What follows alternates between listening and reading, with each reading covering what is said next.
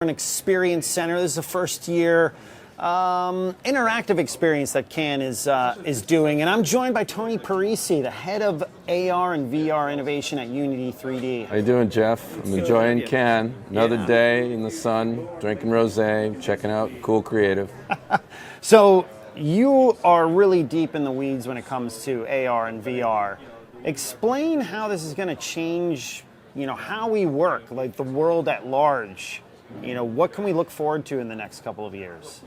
So Unity, the company I work for, is a software platform that helps creators make real-time 3D content. Mobile games, console games, industrial applications in VR and AR. Over the last few years, because we support all these platforms that do headset-based VR, mixed reality like the HoloLens, AR on your phones, we have the software that lets you build to all these different devices. And because we have such a great creation platform and it's affordable, easy to use relatively when it comes to 3D development, we're finding that people are using Unity to do way more than games. Our company was started as a game engine company and was that for the first decade of our existence. But now, with mixed augmented virtual reality, we have technologies that can transform business. We are seeing big automakers use VR and mixed reality to change the way they design cars, to change the way they market their cars.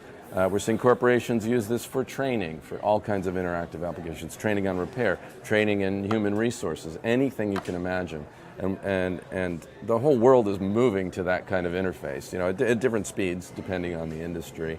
And Unity's tech is at the heart of that. So we're seeing a lot. We have a front row seat into lots of different kinds of creation, everything from business transformation to marketing content to entertainment.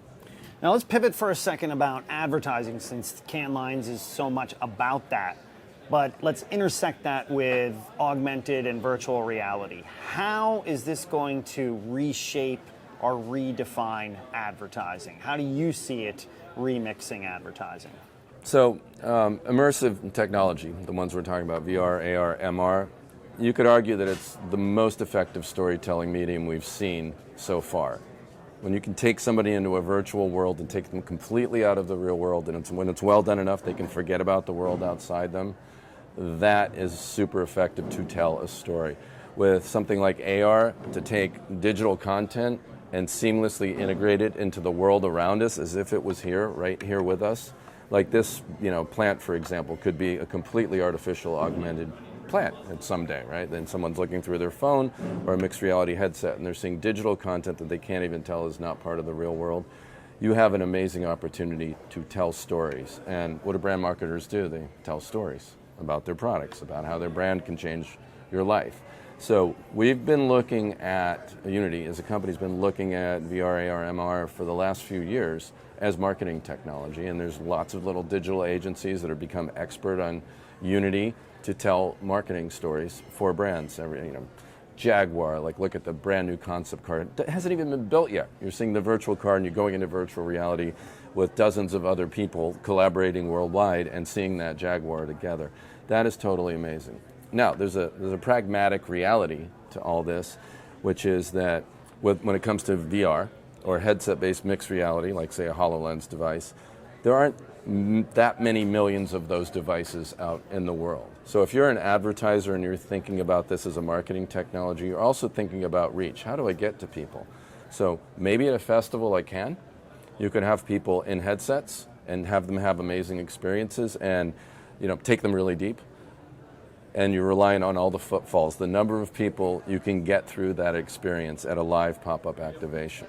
Contrast that with augmented reality on a phone and the billion phones we have today that can enable a simple digital augmented experience. That becomes a really attractive platform at scale. So the practical reality we're seeing now, and when we're working with marketers, agencies, and brands, is if we can combine the depth of immersion of VR and mixed reality with that scale we get with a handset, a phone-based AR, then you can create a campaign that's blended. You've got 3D digital immersive content across the board. You can even combine that with video and print and offline stuff too. And so that's how we're leaning into it right now. We're doing these kind of blended campaigns because the AR is really new even on your phone. And so, it's going to be a while to socialize it with consumers. It's going to be a while before we hit those billion phones, but we're on the way to that. And then we can also have these location-based, really incredible things that take you super deep. So I think it needs to be a blend of that. There's just the practical aspects of it. But in theory, it's the most amazing technology we've had to market to people, at least from a visual and sensual standpoint, audio and video. Yeah, you noted the convergence, like how it plays into maybe out of home. And I mean, are you seeing more? I mean, we know out of home is growing. Are you talking more to clients about, hey, wait, you could actually extend that by adding an AR element to your billboard campaign? Oh yeah, 100%. Whether it's out of home in a location-based activation or in a billboard like you're talking about.